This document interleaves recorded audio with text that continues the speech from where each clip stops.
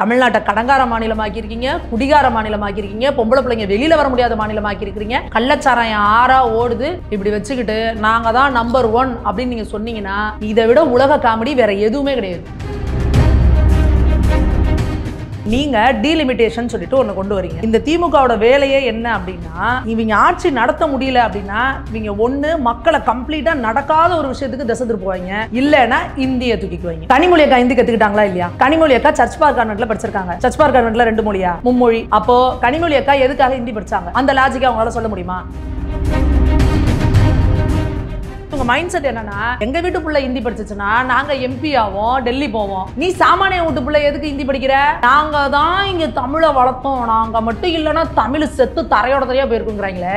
வடநாட்டுல தமிழ் பிரச்சார சபை யார் ஆரம்பிச்சிருக்கணும்? நீங்க தானே பண்ணிருக்கணும். இந்தியா ஃபுல்லா இங்கிலீஷ் எதுக்கு உனக்குன்னு கேட்கிறேன். தமிழ்நாட்டுக்குள்ள தமிழ் போதும்ல? தமிழை ஒழுக்கமா சொல்லி கொடுக்க துப்பு இருக்கா உனக்கு? எதுக்கு வெள்ளக்கார மொழி உனக்கு? நம்மள அடிமைப்படுத்த வந்த வெள்ளக்காரன். ஏன்னா நீ இன்னும் வெள்ளக்காரனோட அடிவரடிகள். ஸ்டாலின் அவர்களாகட்டும், கனிமொழி அக்கா அவர்களாகட்டும், தயாநிதி மாறன் அவர்களாகட்டும், உதயநிதி அவர்களாகட்டும், திருப்புகள் இருக்குல்ல, முத்தை தரு பத்தி திருநகை இருக்கு பாருங்க, அதை பார்த்து தப்பு இல்லாம தங்கு ரோலாகாம படிப்பீங்களா? நீ தமிழையே ஒழுங்கா வளைக்காம 3வது மொழிக்கு நீ ஏன் ஜெயன் ஜெயன் குடிச்சிட்டு இருக்க? அடியேன்னு கூப்பிடவே பொண்டாட்டியா காணாமா? பிறக்க போற பிள்ளைக்கு என்ன பேர் வைக்கலாம் நீ யோசிச்சுட்டு இருக்கிற? நீங்க ஒரு தமிழை ஒழுங்கா சொல்லி கொடுங்க. எதுக்காக கனிமொழி அக்கா ஹிந்தி படிச்சாங்களோ அந்த ஒரு லாஜிக்குக்காக சாமானிய ஏழை குழந்தைகளும் 3வது மொழி படிக்கணும். எதை வேணா இருக்கலாம் நாங்க சொல்றோம். ஹிந்திங்கிறதா திமுக சொல்லிட்டு திராவிட நாடுங்கிறீங்க அப்படின்னா என்னங்க அப்படின்னு கேக்குறாங்க. அதுக்கு எவ்வளவு ஒரு நாகரிகமா பதில் சொல்றாங்க பாருங்க. நாடாவை அவிழ்த்து பாவாடையை தூக்கினால் திராவிட நாடு தெரியுங்கிறாங்க. அப்ப இவங்க லட்சணம் தெரிஞ்சு போச்சா? ஐயோ, எப்படி அவங்க கட்சியில எல்லாம் இருக்காங்களே தெரியலையே, அவங்க குடும்பத்துல எல்லாம் எப்படி இருக்காங்க? அப்ப நீங்க எப்படிக்கா திமுக இருக்கீங்க? அப்ப திமுக இருக்கிறப்பெல்லாம் நீங்க எப்படி இந்த குரங்கு பொம்மை மாதிரி காதை மூக்க வாய கண்ணை எல்லாத்தையும் மூடிப்பீங்க? அடுத்த கட்சியில இருந்தா உங்களுக்கு அது தெரியுதா? திமுக இருக்க யாராவது ஒருத்தரை கூப்பிட்டு, எப்பா பொண்டாட்டி தவிர நீ வேற யாரையுமே பார்த்தது இல்லைன்னு சொல்லுப்பா அப்படின்னு சொல்லுங்க பாப்போம். வேற எந்த பெண் கூட தொடர்பு இல்லைன்னு சொல்லுங்க பாப்போம்னு சொல்லு. இன்னும் சொல்ல போனா ஆத்தென்டிகேட்டடா ஆத்தரைஸ்டா 2 பொண்டாட்டி வச்சிருக்காங்க. இந்த திருச்செந்தூர், இந்த பழனி, இந்த கோயிலுக்கெல்லாம் போறமே என்னங்க பண்ண முடியும்? 6 மணி நேரம், 7 மணி நேரம், 8 மணி நேரம் கியூ. எப்படி நிக்கிறாங்க? பாத்ரூம் போக முடியாது, அவங்களுக்கு தண்ணி கிடையாது. அட்லீஸ்ட் வெயில்ல நிக்கிறாங்கன்னா மேல ஒரு ஷேடு போடுறது கிடையாது. எதுக்கு காசை கொடுக்குறோம் நாங்க உண்டியல்ல போய்?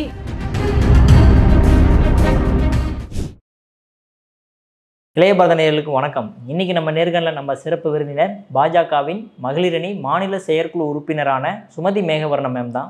மேம் வணக்கம். மேம் வணக்கம். மேம், இந்த அனைத்து கட்சி கூட்டத்தில் கிட்டத்தட்ட 45 கட்சிகளை ஸ்டாலின் அவர்கள் அழைச்சிருக்காரு. அதில் கிட்டத்தட்ட பாதிக்கு மேலே பங்கேற்கிறதாகவும் சொல்லிட்டாங்க. இருந்தாலுமே பாஜக புறக்கணிக்கிறதுன்னு சொல்லியிருக்காரு. அண்ணாமலை அவர்களும் ஏன் எதுக்குன்ற மாதிரிலாம் ரீசன் கொடுத்துருக்காரு. எதற்காக போய் பார்க்கலாமே அங்கே என்னதான் நடக்குது அப்படின்ட்டு. முதல்ல அனைத்து கட்சி கூட்டமே எதுக்கு? நீங்கள் அனைத்து கட்சி கூட்டம் எதுக்கு கூட்டணும்னா, இங்கே சட்டம் ஒழுங்கு சீரழிஞ்சு கிடக்கு, பெண்கள் வெளியில் போகவே முடியல, குழந்தைங்க கூட வெளியில் போக முடியல அப்படின்றதுக்கு ஒரு அனைத்து கட்சி கூட்டம் கூடுங்க. என்னதான் செய்யலாம்? எங்களால் ஒன்றும் பண்ண முடியலங்க, சட்டம் ஒழுங்கு சண்டை சிரிச்சு கிடக்கு, திரும்புகிற பக்கம்லாம் எங்கே பார்த்தாலும் கஞ்சா அபின்னு மெத்து இப்படி இருக்குது, கள்ளச்சாராயம் காட்சி ஏற்கனவே போன வருஷம் 66க்கும் மேற்பட்ட உயிர்கள் போச்சு. அதே கண்ணுக்குட்டியை நீங்கள் ஜாமீனில் வெளியே விட்டு திருப்பி அவன் கள்ளக்கார சாராயம் காட்சி ஒரு உயிர் போயிருக்கு. என்னங்க பண்ணுறது? கள்ளச்சாராயத்தை கண்ட்ரோல் பண்ண முடியலங்க எங்களால். வாங்க அனைத்து கட்சி கூட்டம் கூட்டுறோம், எல்லாரும் உங்கள் ஒப்பீனியனை கொடுங்கன்னு இப்படி கூட்டினீங்கன்னா போய் அதுக்கான ஒரு ஒப்பீனியனை கொடுக்கலாம். நீங்கள் டீலிமிட்டேஷன் சொல்லிட்டு ஒன்று கொண்டு வரீங்க. இந்த திமுகவோட வேலையே என்ன அப்படின்னா, இவங்க ஆட்சி நடத்த முடியல அப்படின்னா இவங்க ஒன்று மக்களை கம்ப்ளீட்டாக நடக்காத ஒரு விஷயத்துக்கு திசை திருப்புவாங்க, இல்லைன்னா இந்தியை தூக்கிக்குவாங்க. இது 2 தான் இவங்களோடது. இப்போது இந்த ஊர் பக்கம்லாம் சொல்லுவாங்கல்ல, ஒருத்தன் தேங்காய் திருடுறதுக்கு தென்னை மரத்தில் ஏறிட்டு இருக்கிறான். ஊர் ஜனங்க பார்த்துட்டாங்க, சுற்றி வளைச்சிட்டாங்க. என்னடா பண்ணிட்டு இருக்க, இறங்கடா கீழே அப்படின்னா, நான் புல்லு பிடுங்க வந்தேன் அப்படின்பா. தென்னை மரத்தில் ஏதுடா புல்லு அப்படின்னா, இல்லை அதான் இறங்கிட்டு இருக்கேன் அப்படின்பா. அந்த மாதிரி இவங்க என்ன பண்ணுவாங்க, டீலிமிட்டேஷன்றதுனால பாதிப்பு எதுவும் கிடையாது, இதுக்கு இன்னும் ஆத்தென்டிகேட்டடாக இன்ஃபர்மேஷன் வரல. என்ன 2001 வாஜ்பாய் அவர்களோடதுல தான் இது திரும்ப 2026 எப்போ 26 நீங்கள் ஆட்சி அமைச்சதானே அதை பற்றி யோசிக்கணும். 26க்கு இப்பயே பொங்கி படையல் வைக்கிறாங்க. இன்னொன்று அந்த 2001 வாஜ்பாய் அவர்கள் இது பண்ணப்போ கூட்டணியில் இருந்தது யார்? கருணாநிதி அவர்கள். இவங்க தான் ஒத்துக்கிட்டு 2026 சொல்லியிருக்காங்க. இன்னொன்று இப்போ அமித்ஷா அவர்களே என்ன சொல்லியிருக்காருன்னா, இதனால் இங்கே தென்னகத்தில் இருக்கிறவங்களுக்குலாம் எந்த பிரச்சனையும் கிடையாது அப்படின்றத சொல்லிட்டாங்க. இதுக்கு என்ன பண்ணுறாங்கன்னா, இப்போது சம்மந்தமே இல்லாமல் ஒரு குழப்பத்தை ஒரு பிரச்சனையை உண்டு பண்ணி, பாருங்கள் மத்திய அரசு நம்மளை வஞ்சிக்குது, பாருங்கள் நமக்கு இதை பண்ண போகிறாங்க, தொகுதியை குறைக்க போகிறாங்க. முதல்வர் என்ன சொல்கிறாரு, 9லேருந்து 10 தொகுதிகள் குறைப்பதாக படிக்கிறதுனா யார் சொன்னது உங்களுக்கு? ஆத்தென்டிகேட்டடாக உங்கள்கிட்ட இன்ஃபர்மேஷன் இருக்கா? அடுத்து அதிகமானாலும் 10 தொகுதிகள் தான் அதிகமாகுமா? என்னாவது ஒரு முதல்வர்னாங்க இப்போ நம்ம பேசுகிறோன்னா போகிற பக்கம் இப்படி பேசிட்டு இருந்த சிவாஜி கிருஷ்ணமூர்த்தி இந்த ராவணன் மாதிரி இவர் வந்து இந்த 4ஆந்தர 3ஆந்தர மேடை பேச்சாளர் மாதிரி பேசக்கூடாது. முதல்வர் நீங்கள் திமுகவோட கட்சி தலைவராக என்னமோ பேசிட்டு போங்க. தமிழக முதல்வராக ஆத்தென்டிகேட்டட் இன்ஃபர்மேஷன் உங்ககிட்ட இருக்கா? மத்திய அரசுலேருந்து உங்களுக்கு வந்து இந்த இது இருந்துச்சா? இல்லை அந்த சம்மந்தப்பட்ட அந்த டீலிமிட்டேஷன் அந்த இதில் இருந்து அந்த சேர்பர்சன் கிட்டே இருந்து இல்லை உங்களுக்கு ஏதாவது ஆத்தென்டிகேட்டட் இன்ஃபர்மேஷன் வந்துச்சுன்னா நீங்கள் சொல்லலாம்.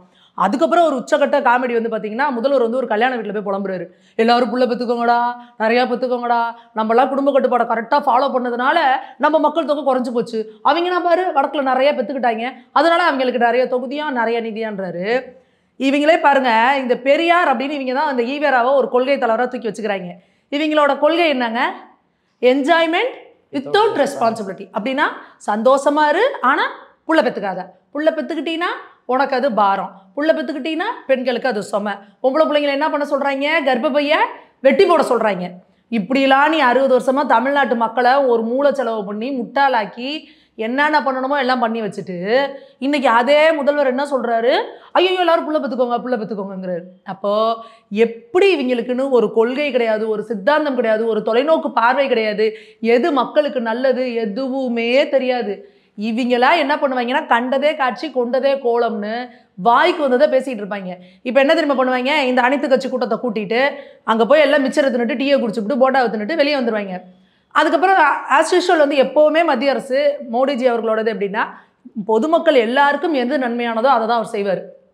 அவர் நியாயமாக செய்கிறப்ப உடனே ஆஹா பாருங்கள் எங்கள் முதல்வரோட அனைத்து கட்சி கூட்டத்துக்கு அடிமணிந்த பாஜக அரசு, பயந்த பாஜக அரசு, பம்மிய பாஜக அரசுன்னு சொல்லி இவங்களே வெக்கமே இல்லாமல் ஒரு ட்வீட்டை போட்டுட்டு இது பண்ணுவாங்க. அதுக்கு இவ்வளோதாங்க. அதுக்கு இந்த நேரத்தில் முதல்வர் அவர்கள் வந்து எல்லா மாவட்டத்துலேயும் இருக்கிற ஒரு கலெக்டருங்களை கூப்பிட்டு ஐபிஎஸ்கள் இருக்கிறவங்களாம் கூப்பிட்டு என்ன ஆகுது, சட்டம் ஒழுங்குக்கு என்ன பண்ணலாம் அப்படின்றத பார்த்தாருன்னா அட்லீஸ்ட் மக்கள் நிம்மதியாக இருக்கலாம். இந்த மாதிரி இந்த திசை திருப்புற பாலிடிக்ஸ் பண்ணுறதை விட்டுட்டு இது திசை திருப்புறதுக்கு மட்டும்தான், வேறு எதுக்காகவும் கிடையாது. அதை வந்து அப்போ அதுக்கு போய் எங்களோட நேரத்தை நாங்கள் வேஸ்ட் பண்ணிட்டு இருக்க வேண்டாம்ல. இங்கே பாஜகவில் வந்து அண்ணாமலை அவர்களுக்கும் சரியில்லை, அவங்களுக்குலாம் உருப்படியான வேலை அவங்க செய்கிறதுக்கு 1000 இருக்குது. அதனால் அதில் போய் உட்காந்து அவங்க டயத்தை வேஸ்ட் பண்ணிட்டு வரணும்னு அவசியம் இல்லை. மேம் அதே மாதிரி பார்த்தோன்னா நம்ம கனிமொழி அவர்கள் வந்து ட்விட்டரில் போடும்போது என்ன ஹிந்தி கற்றுக்கிறதுக்கு ஏதாவது ஒரு லாஜிக்கல் ரீசனிங் சொல்லுங்கள் பார்க்கலாம் அப்படின்ற மாதிரி கேள்வி எழுப்பியிருக்கிறார்களே மேம், எதுக்காக? ஹிந்தி முதல்ல உங்களை கற்றுக்கவே சொல்லலையே. ஏன் நான் கேட்குறேன் இன்னொன்று, கனிமொழி அக்கா ஹிந்தி கற்றுக்கிட்டாங்களா இல்லையா? கனிமொழி அக்கா சர்ச் பார்க் கான்வென்ட்டில் படிச்சிருக்காங்க. சர்ச் பார்க் கான்வென்ட்டில் மும்மொழி, சர்ச் பார்க் கான்வென்ட்டில் 2 மொழியா? மும்மொழி. அப்போது கனிமொழி அக்கா எதுக்காக ஹிந்தி படித்தாங்க? அந்த லாஜிக்கை அவங்களால சொல்ல முடியுமா? தயாநிதி மாறன் எதுக்காக ஹிந்தி படித்தார்? பாராளுமன்றத்தில் எல்லாம் ஹிந்தி தமிழ் இங்கிலீஷில் தான் நம்ம. ஏங்க இப்போ எனக்கு ஒரு பாஷை தெரியுங்க, நான் பேசாமல் எனக்கு இது மட்டும் தான் தெரியும் பேசணும்னா எப்படி நீங்கள் எப்படி உங்களுக்கு இது பண்ணியா தெரிய முடியும்? சர்ச் பார்க் கான்வென்ட்டில் எத்தனை மொழி நீங்கள் எடுங்க, கனிமொழி அக்காவோட சர்டிஃபிகேட்டை கொடுங்க, அவங்க படித்த சர்டிஃபிகேட்டை கொடுங்க, பொது வெளியில் வைக்க முடியுமா? தயாநிதி மாறன் அவர்களை வந்து எதுக்கு டெல்லிக்கு அனுப்புறீங்கன்றப்ப கருணாநிதி அவர்கள் என்ன சொல்கிறாரு? அவருக்கு ஹிந்தி தெரியுங்க, அவர் அங்கே டெல்லியில் போனால் ஹிந்தி பேசுவார் அப்படின்னு சொன்னாங்களா இல்லையா? அப்போ இவங்க வீட்டு பிள்ளைங்களாம் ஹிந்தி படிச்சுக்கணும். ஹிந்தி படிச்சுட்டு எதுக்கு? அதாவது இவங்க மைண்ட் செட் என்னன்னா, எங்கள் வீட்டு பிள்ளை ஹிந்தி படிச்சிச்சுன்னா நாங்கள் எம்பி ஆவோம், டெல்லி போவோம். நீ சாமானிய வீட்டு பிள்ளை எதுக்கு ஹிந்தி படிக்கிற? உனக்கு தேவை போஸ்ட் ஓட்ட தெரியணும், திமுகவுக்கு கொடி பிடிக்க தெரியணும், அண்ணா நாமம் வாழ்க, கலைஞர் வாழ்க, ஸ்டாலின் வாழ்க, உதயநிதி வாழ்க, இன்பநிதி வாழ்கன்னு சொல்ல தெரியணும். இதுக்கு உனக்கு ஹிந்தி தெரியணுமா? தேவையில்லை தானே அப்படின்றது இவங்க கோஷம். இன்னொன்று நாங்கள் சொல்கிறது என்னென்னா, இன்றைக்கி நம்ம இதில் சொல்கிற மத்திய அரசு சொல்கிற மும்மொழி கொள்கை, புதிய கல்விக் கொள்கை, மும்மொழிங்கிறது என்னென்னா ஏதாவது ஒரு மொழி தான் 3வது மொழின்னு சொல்கிறாங்களே ஒழிஞ்சு ஹிந்தின்னு சொல்லலை. அப்போ நீங்களே ஏங்க இந்தின்னு இப்போ இந்தியை துணிச்சுக்கிட்டு இருக்கிறது யாருன்னா திமுக தான். எல்லா மக்களோட வாயிலையும் இந்தின்னு வர வைக்கிது பாருங்க, அது திமுகவோட மிகப்பெரிய சக்ஸஸ். அதை விட அறிவாளித்தனமாக ஸ்டாலின் அவர்கள் ஒன்று கேட்குறாரு, இங்கே தென்னகத்துல எல்லாம் வந்து இந்தி பிரச்சார சபா அப்படின்னு சொல்லி இந்தியை வளர்க்குறாங்க, அப்போ அது வடநாட்டில் வந்து தமிழ் பிரச்சார சபான்னு இருக்கா அப்படின்னு கேட்குறாரு. இந்தி பிரச்சார சபாவை ஆரம்பித்தது வந்து மகாத்மா காந்தியடிகள். அப்போ அது யார்லேருந்து எதுலேருந்து பண்ணார்? காங்கிரஸுக்கு தான் பண்ணுறாங்க இந்தி. அதாவது என்னென்னா காங்கிரஸ் அதை கொண்டு வந்ததே அப்படின்னா இந்திய தேசிய மொழியாக இருக்கணும். அப்போ இந்தி தெரியாத மாநிலங்களுக்கு இந்தியை வந்து பயிற்றுவிச்சுட்டு கூடிய சீக்கிரத்தில் வந்து ஆங்கிலத்தை இது பண்ணிவிட்டு நம்ம வந்து இந்திய தேசிய மொழியாக பண்ணுறது தான் அம்பேத்கர் அவர்கள் வழிமொழிஞ்சதும் அதுதான். இன்றைக்கி அம்பேத்கர் அவர்கள் போட்டோவை வச்சுட்டு அரசியல் பண்ணிட்டு இருக்கவங்களாம் என்ன பண்ணுறாங்க? இந்திக்கு எதிராக கொடி பிடிச்சிட்டு இருக்கிறாங்க. அப்போ என்ன அம்பேத்கரை படித்தாங்க அப்படின்றது புரியல. அடுத்ததான் இவங்க கேட்குறாங்களே, நாங்கள் தான் இங்கே தமிழை வளர்த்தோம், நாங்கள் மட்டும் இல்லைன்னா தமிழ் செத்து தரையோட தரையாக போயிருக்குங்கிறாங்களே. வடநாட்டில் தமிழ் பிரச்சார சபா யார் ஆரம்பிச்சிருக்கணும்? நீங்கள் தானே பண்ணியிருக்கணும். இங்கேருந்து கேரளாவுக்கு ஓடி போய் வைக்கமில் போய் அவருக்கு ஒரு நினைவு இது கட்டடம் கட்டணும்னு கோடியாக தூக்கிட்டு ஓடுறீங்கல்ல. நீங்கள் போய் வடநாட்டில் அங்கே ஒரு தமிழ் பிரச்சார சபான்னு ஒன்று ஆரம்பித்து அதுக்கான ஃபண்டை நீங்கள் இது பண்ணிங்கன்னா தமிழ் அங்கே படிக்க ஆர்வம் இருக்கும் படிச்சுட்டு போவான்ல. அதை இனிஷியேஷன் யார் எடுக்கணும்? நீங்கள் தானே பண்ணணும். அதை விட்டு இங்கே எப்படி வந்துச்சு அப்படின்னு சொல்லி கேட்டால் அப்படி இல்லைன்னா இவங்க காங்கிரஸை கேட்கணும். காங்கிரஸ் எதுக்காக இந்தியை துணிச்சிங்க எங்களுக்கு? காங்கிரஸ் வச்சிருந்த கல்விக் கொள்கையில் 3வது மொழி இந்தி கட்டாயம் கற்றே ஆகணும்னு இருந்தது. ஆனால் இப்போ இருக்கிற புதிய கல்விக் கொள்கையில் 3வது மொழி எந்த மொழியாக வேணா இருக்கலாம் அப்படின்னு இருக்கு. அப்போ எந்த மொழியாக வேணா இருக்கலாம்னா அப்போ தெலுங்கு பார்டரில் இருக்கிற மக்கள் வந்து தெலுங்கு எடுத்து படிக்கலாம், கர்நாடகா பார்டரில் இருக்கிற மக்கள் வந்து கன்னடத்தை எடுத்து படிக்கலாம், கேரளா பார்டரில் இருக்க மக்கள் மலையாளத்தை எடுத்து படிக்கலாம். இவங்களோட ஒரே என்னன்னா அப்பாவி ஏழை குழந்தைகள் வந்து அரசு பள்ளியில் 3வது மொழி தேவையில்லை. இவங்க எல்லாம் கேட்குறாங்க 3வது மொழி எதுக்கு, இந்தி எதுக்கு, இந்தி எதுக்குன்னு. நான் கேட்குறேன் இங்கிலீஷ் எதுக்கு? இப்போ எந்த வெள்ளைக்காரன் வந்து இங்கே இருக்கிறான்? இந்தியா ஃபுல்லாக இங்கிலீஷ் எதுக்கு உனக்குன்னு கேட்குறேன். தமிழ்நாட்டுக்குள்ளே தமிழ் போதும்ல, தமிழை ஒழுக்கமாக சொல்லிக் கொடுக்க துப்பு இருக்கா உனக்கு? எதுக்கு வெள்ளைக்கார மொழி உனக்கு? நம்மளை அடிமைப்படுத்த வந்த வெள்ளைக்காரன். ஏன்னா நீ இன்னும் வெள்ளைக்காரனோட அடிவரடிகள். வெள்ளைக்கார வாழ்க, விக்டோரியா மகாராணி வாழ்க. இங்கேருந்து கடிதம் எழுதினாரு ஈவேரா, அம்மா இந்தியாவுக்கு ஃபுல்லாக சுதந்திரம் கொடுத்துருங்க, ஆனால் எங்கள் தமிழ்நாட்டை மட்டுமாவது நீங்கள் வச்சுக்கோங்க, உங்களுக்கு அடிமையாக நாங்கள் இருக்கிறோம், சேவகம் பண்ணுறோன்னு. வெள்ளைக்காரனோட அடிவரடியாக இருக்கிறது இன்றைக்கும். ஆங்கிலம் இருக்கிறப்ப ஹிந்தி எதுக்கு? அதாவது நம்மளை அடிமைப்படுத்தின ஒருத்தனோட பாஷை நமக்கு இருக்கலாம், ஆனால் நம்மளோட இந்திய பாஷையில ஏதோ ஒன்று நான் கற்றுக்க மாட்டேன் அப்படின்னா இது எப்பேற்பட்ட முட்டாள்தனம்னா ஆங்கிலத்தை எடு, தமிழை ஒழுங்காக சொல்லிக் கொடு. தமிழே தகராறாக இருக்குங்க. எத்தனை பேருக்கு தமிழ் படிக்க தெரியும்? இன்னொன்று நாங்கள் சொல்கிறோம், ஸ்டாலின் அவர்களாகட்டும், கனிமொழி அக்கா அவர்களாகட்டும், தயாநிதி மாறன் அவர்களாகட்டும், உதயநிதி அவர்களாகட்டும், திருப்புகழ் இருக்குல்ல, முத்தை தரு பத்தி திருநகைன்னு இருக்கு பாருங்க, அதை பார்த்து தப்பு இல்லாமல் டங்கு ரோலாகாமல் படிப்பீங்களா? பார்த்து படிங்க. படிக்க முடியுமா? நிறைய குழந்தைகள் இன்னைக்கு ஸ்கூலில் இருக்க குழந்தைங்கள்ட்ட போய் ஆத்திச்சூடி சொல்லுவாங்களா? திருக்குறள் சொல்லுவாங்களா? தமிழ் மாதங்கள் சொல்லுவாங்களா? என்ன தமிழை வளர்த்து வச்சிருக்கீங்க நீங்கள்? காங்கா சாங்க அந்த காங்காச்சாவை வருஷப்படி சொல்லுவாங்களா? தமிழில் மொத்தம் எத்தனை எழுத்துக்கள், மெய்யெழுத்துக்கள் எத்தனை, உயிரெழுத்துக்கள் எத்தனை, உயிர்மெய் எழுத்துக்கள் எத்தனை அப்படின்னா என்ன காண்டுருவாங்க? புரியுதா? இதுதான் இவங்க தமிழை வளர்த்த லட்சணம். இன்னும் சொல்ல போனால் தமிழை ஒழுங்காக சொல்லி கொடுக்குற டீச்சரே கிடையாதுங்க. அப்போது நீ தமிழையே ஒழுங்காக வளைக்காம 3வது மொழிக்கு நீ ஏன் ஜெயன்னு குடிச்சிட்டு இருக்க? அடியேன்னு கூப்பிடவே பொண்டாட்டியா காணாமா? பிறக்க போகிற பிள்ளைக்கு என்ன பேர் வைக்கலாம் நீ வச்சுட்டு இருக்கிற? நீ முதல்ல தமிழை ஒழுங்காக சொல்லிக் கொடுங்க. அதை விட்டுட்டு இருக்கிற கவர்மெண்ட் ஸ்கூல்ஸ்லாம் ஒழுங்கான இன்ஃப்ராஸ்ட்ரக்சர் கிடையாது. 40,000 கோடிங்கிறாங்கங்க. 40,000 கோடி அரசு ஏழை பள்ளி மாணவர்களுக்காக செலவு பண்ணுற அந்த அரசு பள்ளிகளுக்கானது. ஆனால் 40,000 கோடி செலவு பண்ண மாதிரியாங்க இருக்குது நம்மளோட கவர்மெண்ட் ஸ்கூல்ஸ்லாம். எப்போ இடிஞ்சு விழுமோன்னு தெரில, டாய்லெட் இல்லை, அந்த பிள்ளைங்களுக்கு குடிக்கிறதுக்கு போகுது தண்ணி கிடையாது, ஃபஸ்ட் எய்டு கிட்டு கிடையாது. என்னங்க அநியாயம்? எங்கெங்க போகுது இந்த காசெல்லாம்? பிடி டீச்சர்ஸ் கிடையாது, அவங்க விளையாடுறதுக்கு போதுமான கிரவுண்டு கிடையாது, கிரவுண்டு இருந்தால் கூட அவங்க விளையாடுறதுக்கான எக்யூப்மெண்ட்ஸ் கிடையாது. அரசு பள்ளி மாணவர்கள்லாம் எப்படிங்க இருக்கிறாங்க? அனாத குழந்தைங்க மாதிரி இருக்குதுங்க. அவங்களுக்கு கூட பார்த்து நம்ம வந்து இது பண்ணுறோம், ஆதரவற்ற குழந்தைகளுக்கு கூட. இந்த குழந்தைங்களை நீங்கள் ஏழைகள்னா உங்களுக்கு அவ்வளோ இலக்காரமா? அப்போ ஏழை விட்டு பிள்ளைக்கு ஹிந்தி தேவையா? தேவையில்லை அப்படின்ற ஒரு மெத்தனத்தில் தானே நிற்கிங்க. அப்போ கனிமொழி அக்கா எங்களுக்கு சொல்லணும், எதுக்காக கனிமொழி அக்கா ஹிந்தி படித்தாங்களோ அந்த ஒரு லாஜிக்குக்காக சாமானிய ஏழை குழந்தைகளும் 3வது மொழி படிக்கணும். அது எதை வேணா இருக்கலாம்னா நாங்கள் சொல்கிறோம், ஹிந்திங்கிறதா திமுக சொல்லிட்டு இருக்கு. மேம் அதே மாதிரி கனிமொழி அவர்கள் வந்து அந்த ப்ரெஸ் மீட்டில் பேசும்போது என்ன சொல்லியிருக்காருன்னா, பெண்களை வந்து ரொம்ப இழிவுபடுத்தி பேசுகிறாரு, கொச்சைப்படுத்தி பேசுகிறாரு சீமான் அவர்கள். அந்த கட்சியில் எப்படி பெண்கள்லாம் இருக்காங்கன்னு எனக்கு தெரியல, அவங்க வீட்டு பெண்கள் இருக்காங்க தானே செய்கிறாங்க அப்படின்ற மாதிரி பேசியிருக்காங்களே மேம். அந்த வடிவேலு படத்தில் சொல்லுவாங்கள்ல, சார் இந்த குரங்கு பொம்மை என்ன வேலை சார், அது கண்ணாடி சார் அப்படிம்பாங்களா, அந்த மாதிரி கனிமொழி அக்கா வந்து டெல்லியில் இருக்கிறாங்க பார்லிமெண்ட்டில். ஆனால் இங்கே வந்து தமிழ்நாட்டில் என்ன நடக்குது, நியூஸ் ப்ரெஸ் ரிலீஸ், இவங்க கட்சியில் சேர்ந்த சிவாஜி கிருஷ்ணமூர்த்தி, இந்த ராவணன், அப்புறம் இந்த சைதை சாதிக்கு, இவங்கெல்லாம் பேசுகிறதெல்லாம் கேட்க மாட்டாங்களா அப்படின்றதே எங்களுக்கு புரியலை. இவங்க கட்சியை பெண்களை இழிவுபடுத்துறது அப்படின்றத வந்து ஒரு உச்சபட்ச அநாகரிகமாக பேசியிருக்க முடியும் இந்திய வரலாற்றிலேயே. தமிழ்நாட்டில் கிடையாது, இந்திய வரலாற்றிலேயே பெண்களை உச்சபட்ச அநாகரிகமாக பேசியிருக்குன்னா அது திமுக கட்சி தான், அது இவங்க கிடையாது. நீங்கள் சிவாஜி கிருஷ்ணமூர்த்தி நினைத்துக்காதீங்க, அறிஞர் அண்ணா, பேரறிஞர் அண்ணா அவருக்கும் ஒரு நடிகைக்குமான தொடர்பை பற்றி கேட்குறப்ப அவர் என்ன தெரியுமா சொல்கிறாரு? நான் ஒன்றும் முற்றும் துறந்த முனிவன் அல்ல, அவள் ஒன்றும் படிதாண்டா பத்தினி அல்ல. எவ்வளோ அற்புதமான பதில். அதுக்கு அடுத்து இன்னொன்று சொல்கிறாரு, இதை விட கொடுமை, இந்த கொடுமையை எங்களை பாட புத்தகத்தில் கொடுத்து எங்களை படிக்க வச்சாங்க. என்ன தெரியுமா? மாற்றான் தோட்டத்து மல்லிகைக்கும் மனம் உண்டு.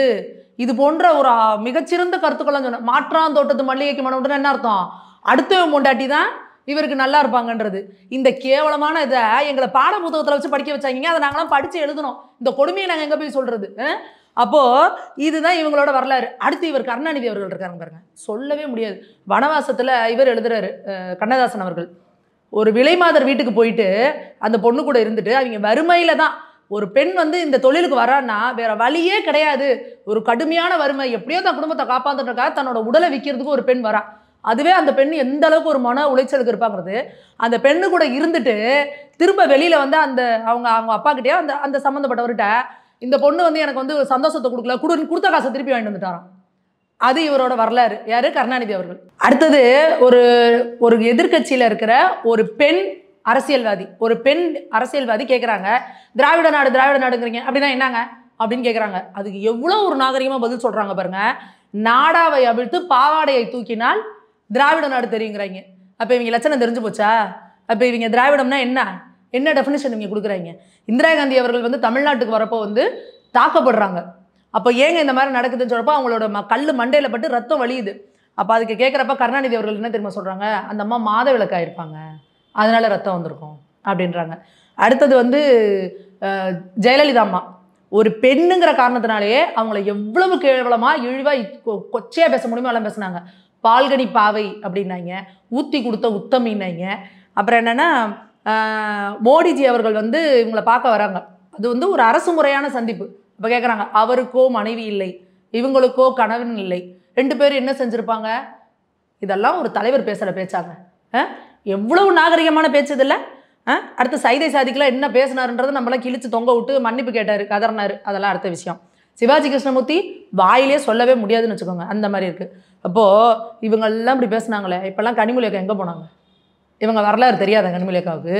அதை விட்டுட்டு ஐயோ எப்படி அவங்க கட்சியிலலாம் இருக்காங்களே தெரியலையே, அவங்க குடும்பத்துலலாம் எப்படி இருக்காங்க? அப்போ நீங்கள் எப்படிக்கா திமுகவில் இருக்கீங்க? அப்போ திமுகவில் இருக்கிறப்பெல்லாம் நீங்கள் எப்படி இந்த குரங்கு பொம்மை மாதிரி காதை மூக்க வாயை கண்ணை எல்லாத்தையும் மூடிப்பீங்க? அடுத்த கட்சியில் இருந்தால் உங்களுக்கு அது தெரியுதா? இப்போ சமீபத்தில் ஒரு 3 வயது பெண் குழந்தைய வந்து 3 வயது குழந்தைங்க, பச்சை குழந்தை, அந்த குழந்தைய ஒரு 16 வயசு பையன் வந்து பாலியல் ரீதியாக பலாத்காரம் பண்ணி இது பண்ணியிருக்கான், பாலியல் வன்கொடுமை பண்ணியிருக்கான். அதுக்கு அந்த மாவட்ட ஆட்சியர் பேசுகிறாரு, அந்த பெண் மேலே தான் தப்பு இருக்குது, அந்த குழந்தை மேலேயும் தப்பு இருக்குது, அந்த குழந்தை அவனை பார்த்து துப்பி இருக்கு அப்படின்றாங்க. எந்த மாதிரியான ஒரு ஆட்சி நடத்திட்டு இருக்கீங்க? 3 வயசு குழந்தைக்கு என்னங்க தெரியும்? ஒரு குழந்தை துப்புச்சுன்னா நீ என்ன பண்ணலாம்? உச்சபட்சமாக ஒரு அடி போடு, இல்லை அவங்க வீட்டில் போய் சொல்லு. அதுக்காக அந்த குழந்தைய வந்து பாலியல் ரீதியாக பலாத்காரம் பண்ணியிருக்கிறான்னா அதை நீங்கள் ஜஸ்டிஃபை பண்ணுறீங்க. இந்த மாதிரியான கேவலமான ஆட்சியில் பாதிக்கப்பட்ட பெண்களையே திரும்ப திரும்ப திரும்ப கை நீட்டி குற்றம் சொல்கிற ஒரு கேவலமான ஆட்சியை வச்சுக்கிட்டு உங்களுக்கு கை நீட்டி பேச என்ன இது இருக்குது? உங்களோட மேடையில் நீங்கள் கட்சி நிகழ்ச்சி நடத்தின மேடையில் ஒரு பெண் காவல் அதிகாரி சீருடையில் இருக்கப்ப ஒரு பெண் அதிகாரியை வந்து இவங்க வந்து அபியூஸ் பண்ணாங்க. அதை கேட்டாங்களா கனிமொழி அக்கா? அப்போ உங்களுக்குலாம் என்ன செலக்டிவ் அம்னிசியாவா? சீமான் அவர்கள் விஷயத்தில் நாங்கள் அவங்களுக்கு எந்த இதையுமே நாங்கள் சொல்ல போகிறதே கிடையாது. ஏன்னா எங்களுக்கும் சீமான் அவர்களுக்கும் நிறைய கருத்து வேறுபாடு உண்டு. அதுக்கு நாங்கள் போய் முத்து கொடுக்கணும் எங்களுக்கு எந்த அவசியமும் கிடையாது. இன்னொன்று, ஒரு பெண்ணை அந்த மாதிரி பொது வெளியில் அவர் பேசுனது ரொம்ப தப்பு. அதை நாங்கள் கண்டிப்பாக வந்து அதில் ஏற்றுக்கிற எங்களுக்கு எந்த உடன்பாடும் கிடையாது. ஆனால் அதை சொல்கிறதுக்கு திமுகவில் இருக்கிறவங்களுக்கு எந்த ஒரு யோகியதையுமே கிடையாது. இன்னும் சொல்ல போனால் அரசியலில் இருக்க யாருக்குமே யோகியதை கிடையாது, அண்ணாமலை அவர்களை தவிர. இந்த விஷயத்தில் அண்ணாமலை அவர்கள் ஒருத்தர் தான். நீங்கள் சொல்லுங்கள், திமுக இருக்க யாராவது ஒருத்தரை கூப்பிட்டு, எப்பா நீ உனக்கு ஒரு பொண்டாட்டி தவிர நீ வேறு யாரையுமே பார்த்ததில்லைன்னு சொல்லுப்பா அப்படின்னு சொல்லுங்க பார்ப்போம். வேற எந்த பெண் கூடயும் தொடர்பு இல்லைன்னு சொல்லுங்க பார்ப்போம்னு சொல்லு. இன்னும் சொல்ல போனால் ஆத்தென்டிகேட்டடாக ஆத்தரைஸ்டாக 2 பொண்டாட்டி வச்சுருக்காங்க. ஆமாம், அவங்க மனைவி, ஏன்னா அவங்க தலைவரை மனைவி, இணைவி, துணைவி அப்படின்றது அவங்களுக்கு ரொம்ப சகஜமானது, அது பெருமையானது. அந்த மாதிரி இருக்கிற வரலாறு வச்சிருக்கிற நீங்கள் என்னங்க கேள்வி கேட்குறது அடுத்தவங்களை பார்த்து? அப்போ பெண்களுக்காக குரல் கொடுக்குறோம்னா எல்லாத்துக்கும் குரல் கொடுங்க. இன்னும் இந்த பெரியார் இயக்கம்னு சொல்லிட்டு எத்தனை பெண்கள் வந்து வெளியில் வந்து பேசுகிறாங்க, எங்களை வந்து பாலியல் ரீதியாக சுரண்டுறாங்க, எங்களை வந்து நிர்வாணமாக வீடியோ எடுத்து வச்சு மிரட்டுறாங்க. யார்? ஈவேரா, பெண்ணிய போராளி இருக்காரு ஈவேரா, அவரோட பேரை வச்சுட்டு பெரியார் இயக்கம்னு வச்சுட்டு இருக்காங்க. அவங்க பெண்களை சுரண்டுறாங்க அப்படின்னு சொல்கிறாங்க. அதுக்கு கனிமொழி அக்கா குரல் கொடுத்தாங்களா? அதுக்கு இந்த சுந்தரவழி அக்கா குரல் கொடுத்தாங்களா? அது என்னங்க உங்களுக்குன்னா ஒரு வாயை மூடிட்டு பேசாமல் போகிறீங்க? உங்களுக்கு வந்தால் ரத்தம், அடுத்தவனுக்கு வந்தால் தக்காளி சட்னி அது? அப்போ பேசினா எல்லா பெண்களுக்கும் நியாயத்தை பேசுங்க. அதை தான் நாங்கள் சொல்கிறோம். இப்போ இவங்க விஜயலட்சுமி அவங்கள பொறுத்த வரைக்கும் கோர்ட்டில் கேஸ் இருக்குது, கோர்ட்டில் என்ன சொல்கிறாங்களோ அதுபடி அவங்க நடந்துட்டு போயிடட்டும். அதை பற்றி நம்ம அதில் தலையிட விரும்பலை. ஆனால் இதை வச்சு இவங்கெல்லாம் பொங்குறாங்க பாருங்க, அதுதான் நமக்கு அதிசயமாக இருக்குது. இணையா நீங்களா அப்படின்ற மாதிரி இருக்குது. அடுத்தது ஸ்டாலின் அவர்கள் வந்து இந்த மாதிரி ஹஜ் பயணத்துக்கு வந்து அவங்க வரவங்களுக்கு வந்து வீடு ஒன்று கட்டி கொடுக்குறதாகவும் சொல்லியிருக்காரு மேம், அந்த எல்லாம் தங்குறதுக்கு. அதே மாதிரி வந்து 80 லட்சம் டன் அரிசியும் கொடுக்குறதாகவும் சொல்லியிருக்கிறாரு. இதையுமே ஏன் மேம் கிரிட்டிசைஸ் பண்ணுறீங்க? இல்லை, நாங்கள் கிரிட்டிசைஸ் பண்ணல. நாங்கள் என்ன சொல்கிறோம், ஒரு நீங்கள் மதச்சார்பின்மை, செக்யூலரிசம் அப்படின்னா என்னன்றதை நீங்கள் புரிஞ்சுக்கணும். செக்யூலரிசம் அப்படின்னா அனைத்து மதத்தையுமே சமமாக நடத்துறது, புரியுதா? எல்லாத்துக்கும் உண்டான மரியாதையை கொடுக்கறது. ஒரு பிரிவை மட்டும் காலில் போட்டு மிதிப்பேன், அவமானப்படுத்துவேன், அசிங்கப்படுத்துவேன், ஒருத்தவங்க தூக்கி உயரத்தில் வைக்கிறேன்னா அது சரியானது கிடையாது. நீங்கள் அவங்களோட நோன்பு இப்போ ரம்ஜான் அந்த நோன்புக்காக 80 லட்சம் கிலோ அரிசி கிட்டத்தட்ட 19 கோடி ரூபாயில் வந்து கொடுக்குறாங்க. கொடுங்க, நல்லது. எங்களோட இஸ்லாமிய சகோதரர்கள் நோன்பு இருக்காங்க, கொடுக்குறீங்க, ரைட்டு. அதே இப்போ ஜனவரி மாதம் இந்து பண்டிகை ஒன்று வந்துச்சு, பொங்கலுக்கு இந்து மக்கள் கொண்டாடுற பொங்கலுக்கு ஒரு ஆளுக்கு 1000 ரூபாய் கொடுக்க முடிஞ்சா ஸ்டாலின் அவர்களால்? நிதி பற்றாக்குறை அப்படின்ட்டீங்க. அப்போது இந்து மக்களோட பண்டிகைக்குன்னா உங்களுக்கு நிதி பற்றாக்குறை வந்துடும். ஆனால் இதே இவங்களுக்குன்னா நீங்கள் கொடுக்குறீங்கன்னா அப்போ இந்து மக்கள் இளிச்சவாயர்கள் அப்படின்றத நீங்கள் டிசைட் பண்ணுறீங்களா இல்லையா? அடுத்த விஷயம், ஹஜ் இல்லம் அப்படின்னு ஒன்று ஆரம்பிக்கிறேன் அப்படின்னு சொல்லி முதல்வர் அவர்கள் சொல்லியிருக்காங்க. ஹஜ் கமிட்டின்னு ஒன்று இருக்குது, அவங்களுக்குன்னு வக்ஃபு போர்டுன்னு இருக்குது. இன்னொன்று அவங்களோட மசூதியில் அந்த பள்ளிவாசல்லேருந்து வர பண உதவி எல்லாத்தையுமே அவங்க தான் மேனேஜ் பண்ணிக்கிறாங்க, கவர்மெண்ட்டுக்கு கொடுக்கல. இவர் என்ன சொல்கிறாரு, ஹஜ்ஜுக்கு போகிற பயணிகளோட வசதிக்காக ஹஜ் இல்லம்னு எங்கே ஆரம்பிக்கிறேங்கிறாரு? நங்கநல்லூரில். இது என்னன்னா, நங்கநல்லூரில் இவங்களுக்கு ஒரு பிரச்சனையை உண்டு பண்ணணும். ஏன்னா நங்கநல்லூரில் பெரும்பான்மையாக இருக்கிறது இந்துக்கள். நங்கநல்லூரில் ஒரு ஃபேமஸான ஆஞ்சநேயர் கோயில், நங்கநல்லூர் ஆஞ்சநேயர் கோயிலும் இருக்குது. இப்போ அந்த இடத்துல கொண்டு போய் நீங்கள் வந்து ஒரு ஹஜ் இல்லம்னு ஆரம்பிக்கணும்னா என்ன அவசியம் வந்தது? அதுக்கு கிட்டத்தட்ட 65 கோடி ஒதுக்குறேன் அப்படின்னு சொல்லி சொல்கிறாரு. இந்த பக்கம் பார்த்தீங்கன்னா இந்து கோவில்களில் இருக்கிற அத்தனை நிதி எங்கே போகுது? அரசாங்கத்துக்கு போகுது. இந்து கோயில்களில் உண்டியலை வச்சு வசூல் பண்ணுறீங்க. ஏதாவது மசூதியில் உண்டியல் வச்சு வசூல் பண்ணிக்கிறீங்களா நீங்கள்? இந்து சமய அறநிலைத்துறை மாதிரி இஸ்லாமிய அறநிலைத்துறை, கிறிஸ்துவ அறநிலைத்துறை அப்படின்னு ஆரம்பிங்க. எல்லா நிதியும் நீங்கள் எடுத்துக்கோங்க, அப்போ எல்லாருக்கும் செய்யுங்க, நாங்கள் கேட்க போகிறதில்ல. அதே எங்களோட இந்து கோவில்களில் குடிக்கிறதுக்கு தண்ணி கிடையாது, வந்தானா அவன் படுக்கிறதுக்கு இடம் கிடையாது. ஒரு இப்போ குழந்தை வச்சுருக்காங்க, கை குழந்தைங்க வச்சுருக்காங்கன்னா அவங்க ஓரமாக போய் உட்காந்து குழந்தைங்களுக்கு பால் ஊட்டுறதுக்கு அதுக்கான வசதி கிடையாது, பாத்ரூம் ஃபெசிலிட்டி கிடையாது. இவ்வளோ கொடுமைப்படுத்துறீங்க. எங்கள் காசு, உண்டியல் காசை கோடியாக எடுத்துக்கிட்டு, எங்களோட நிலத்திலேருந்து வர கோடி காசாக எடுத்துக்கிட்டு இந்த பண்டிகைகளுக்கு என்ன பண்ணி கொடுக்குறீங்க? தைப்பூசம் வந்துச்சுல்ல, இப்போ தைப்பூசம் எவ்வளோ பெரிய திருவிழா, அதுக்கு என்ன பண்ணார் முதல்வர் அவர்கள்? நீங்கள் என்ன சொல்கிறார் சேகர் பாபு அவர்கள்? ஆன்மீக ஆட்சி நடக்குது அப்படிங்கிறார். இதுக்கு பேர் தான் ஆன்மீக ஆட்சியா? அப்போ நீங்கள் என்னென்னா இஸ்லாமியர்களோட ஓட்டு வரணும் அப்படிங்கிறதுக்காக நீங்கள் அவங்கள என்னெல்லாம் தாஜா பண்ணணும், அவங்களுக்கு என்னென்னலாம் பண்ணுமோ கொடுக்குறீங்க. அப்போ இந்து மக்கள் இழிச்சவாயங்க, அவங்க ஒன்று குடிக்க மாட்டாங்க, அவங்க ஒன்று கூடி ஓட்டு போடுறதுல இது பண்ண மாட்டாங்க அப்படின்றதுனால இந்து மக்களை நீங்கள் மாற்றாந்தாய் மனப்பான்மையோடு தான் அணுகிறீங்க. அப்போ அதான் நாங்கள் கேள்வி கேட்குறோம். தாராளமாக இஸ்லாமிய சகோதரர்களுக்கு செய்யுங்க, அதே நேரம் இந்துக்களுக்கும் கொடுங்க அப்படின்றது தான் எங்களோட கேள்வியாக இருக்குது. அதை ஏன் தவறுறீங்க அப்படின்றதப்போ தான் இவங்க உடனே என்ன பண்ணுறாங்க, ஆஹா பாருங்க இவங்களாம் மதவாதிகள். ஏன் நாங்கள் என்ன சொல்கிறோம், எல்லாருக்கும் செய்யா அப்படின்னு சொல்கிறவங்க மதவாதியா? இந்துக்களுக்கு துரோகம் பண்ணிட்டு இஸ்லாமியர்களுக்கும் கிறிஸ்தவருக்கும் செய்கிறவங்க வந்து மதச்சார்பற்றவங்க, நாங்களாம் வந்து இது அப்படின்னா இதை பார்த்துக்கிட்டு இருக்க இந்து மக்கள் முதல்ல உணரணும். இன்னைக்கு நம்ம என்ன பண்ணிக்கிட்டு இருக்காங்க, நம்ம கோவில் என்ன பண்ணிக்கிட்டு இருக்காங்க, நம்ம கோவில் என்ன நடந்துகிட்டு இருக்கு, நமக்கு செய்யறதுனா இவங்க என்ன பண்றாங்க? தைப்பூசத்துக்கு ஒரு வாழ்த்து கூட சொல்ல மாட்டார் முதல்வர். அப்படி இருக்கிறவர் வந்து இவங்களுக்குன்னா இவ்வளோ தூரம் பண்றாரு அப்படின்னா அப்போ அங்கே கேள்வி கேட்க வேண்டிய இடத்துல நாங்கள் இருக்கிறோம். அது எங்களோட உரிமைக்குறோம், நாங்கள் கேட்டு தானே ஆகணும். அப்போ நீங்கள் சொல்கிறீங்களா, இப்போ சபரிமலைக்கு எத்தனை லட்சம், இன்னைக்கு தமிழ்நாட்டிலேருந்து எத்தனை கோடி பேர் சபரிமலைக்கு போகிறாங்கங்க. அப்போது அவங்களுக்கான ஃபெசிலிட்டி ஏதாவது பண்ணி கொடுக்குதா அந்த கவர்மெண்ட்டு? சபரிமலை இல்லைன்னு சொல்லி ஒன்று ஆரம்பிங்க. திருப்பதிக்கு எத்தனை பேர் போகிறாங்கங்க, எவ்வளோ கஷ்டப்படுறாங்க, எப்படி இது பண்ணி அழைச்சி தெரிஞ்சு, அப்போ அதுக்கான ஃபெசிலிட்டியை பண்ணி கொடுங்க.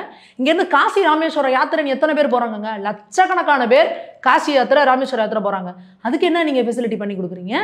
அப்போது இங்கே இருக்கிற இந்து பக்தர்களோட உணர்வுகளை நீங்கள் கேவலமாக கொச்சப்படுத்துவீங்க, சாமி கும்பிட்றவனை கேலி பண்ணுவீங்க, எங்கள் உண்டியலில் போடுற பணத்தை ஃபுல்லாகவும் எடுத்துப்பீங்க. சரி, நீங்கள் சபரிமலையும் திருப்பதியும் கொடுங்க, தமிழ்நாட்டுக்குள்ளே இருக்க கோவிலை சொல்லுங்கள். இந்த திருச்செந்தூர், இந்த பழனி, இந்த கோயிலுக்கெல்லாம் போகிறோமே என்னங்க பண்ண முடியும்? 6 மணி நேரம், 7 மணி நேரம், 8 மணி நேரம் க்யூ. எப்படி நிற்கிறாங்க? பாத்ரூம் போக முடியாது, அவங்களுக்கு தண்ணி கிடையாது, அட்லீஸ்ட் வெயிலில் நிற்கிறாங்கன்னா மேலே ஒரு ஷேடு போடுறது கிடையாது. எதுக்கு காசை கொடுக்குறோம் நாங்கள் உண்டியலில் போய்? எங்கள் கோயில்களுக்கு வர பக்தர்கள் வந்து நிம்மதியாக சாமியை கும்பிட்டுட்டு போகிறதுக்கான எந்த ஒரு இதையுமே நீங்கள் செய்ய மாட்டீங்க. அப்போ ஆனால் கேட்டால் நாங்கள் வந்து மதச்சார்பற்றவங்க அப்படின்னு சொன்னீங்கன்னா அப்போ கேட்டுக்கிட்டு இருக்கிற இந்துக்களெல்லாம் நீங்கள் என்ன இழிச்சவாங்கன்னு நினச்சிட்டு இருக்கீங்களா? அதை தான் நாங்கள் கேட்குறோம். இஸ்லாமிய சகோதரர்களுக்கு தாராளமாக கொடுங்க, அதே போல் இந்து பண்டிகைகளுக்கும் நீங்கள் கொடுங்க. இன்னொன்று, இவங்களோட தேர்தல் வாக்குறுதி ஒன்று கொடுத்தாரு, ஞாபகம் இருக்குங்களா? இந்து கோவில்களுக்கு 1000 கோடி வந்து நாங்கள் இது பண்ணுவோன்னாரு. எத்தனை வருஷம் ஆச்சு? முடிய போகுது. 1000 கோடி என்னாச்சு? பிம்பிலிக்கு பிள்ளாப்பி, அவ்வளோதான். அப்போது நீங்கள் என்ன, ஆனால் முதல்வர் கேட்டிங்கன்னு வச்சுக்கோங்க, 99% நான் நிறைவேற்றிட்டேன், அந்த ஒன்று தான் போல இருக்குது. அதே மாதிரி நீங்கள் இன்னும் கேட்க வந்துக்கிட்டே இருக்கும்.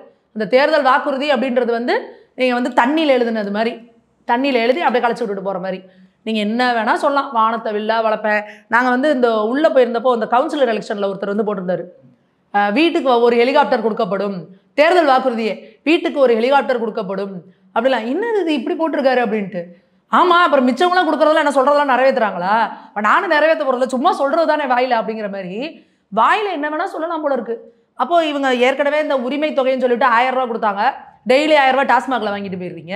மாதம் 1000 ரூபா கொடுத்துட்டு டெய்லி 1000 ரூபா டாஸ்மாகில் பிடிங்கிட்டு போயிடுறீங்க. இன்றைக்கி இன்னொரு டேட்டா வந்திருக்கு பாருங்க, 1 கோடி பேர் தமிழ்நாட்டில் குடி நோயாளிகளாக மாறி இருக்காங்களாம். குடி நோயாளிகள்னா யார் தெரியுமா? குடிக்கலைன்னா அவனுக்கு கை நடுங்கும், வீட்டில் பொண்டாட்டி பிள்ளைய போட்டு அடிப்பான், குடிக்க காசு இல்லைன்னா கழுத்தில் இருக்கிற தாலியை எடுத்துகிட்டு போவான், பிள்ளைக்கு வச்சிருக்க ஸ்கூல் ஃபீஸ் எடுத்துகிட்டு போய் குடிப்பான்.